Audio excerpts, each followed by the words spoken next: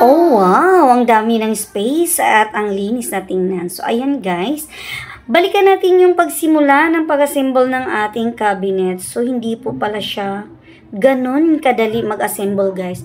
Alam nyo po, 3 hours or more kaya yan binuo ni Kuya. Hindi ko makatanong pala kung ano palang pangalan ni Kuya. Imaginin mo, almost 4 hours kami nagsama dyan. Pero hindi ko man lang naisip na tanungin ang pangalan ni Kuya. Ayun. Nirequest lang pala namin siya guys. Siya yung aming napagbilhan din doon sa Home Alone. Yun. Sa Samyang. Samyang pala yung kanilang company. So, ayun, nirequest natin. Buti na lang talaga, guys. Nirequest natin si Kuya. Sobrang hirap talaga mag-assemble.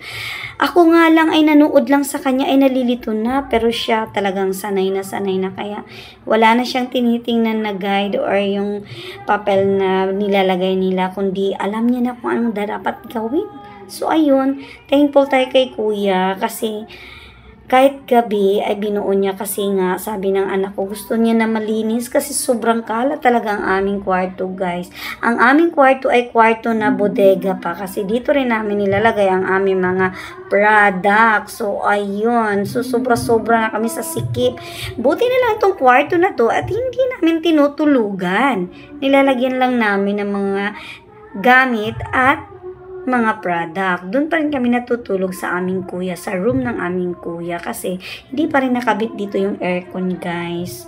So ayun, balik tayo dito sa cabinet. So ganun kahirap pala mag-assemble guys. Imagine niyo po, umabot po siya ng 3 hours to assemble that. Hanggang naabutan na lang po siya ng aking habibi. Imagine niyo sa daming ganyan oh. Hindi ko talaga lubos maisip kung paano niya nalaman kung paano assemble yan na walang guide. O ayan, mag-isa lang yan siya guys. At kayang-kaya niyang itayo mag-isa. So ayun. Nung natayo niya guys, na-amaze ako kasi ganun pala yun kung paano i-assemble. Kailangan siya nakahiga. So ayan yung mga pinto na yung kanyang nilalagyan ng mga lock. So ayun, sobrang hirap pala talaga guys. Share ko lang sa inyo kung bakit nakabili kami at nag-decide po kami mag-asawa na magbili ng cabinet. So far, hindi po dapat ito ang aming bibilhin. Dapat po sana ay magpagawa kami ng loft bed for my only girl. Kaso, sobrang mahal guys at parang nanghinayang kami dun sa budget na hinihingi sa amin na almost 40k. So, naisip na lang namin mag-cabinet na lang at sa floor na lang siya bibigyan or bibilhan namin ng higaan guys kaysa mag-loft bed pa siya na sobrang mahal at hindi agad-agad matatapos. So, yun ang kwento guys kung bakit namin siya nabilhan ng cabinet. So, lahat ng kanyang mga gamit nasa loob na ng cabinet.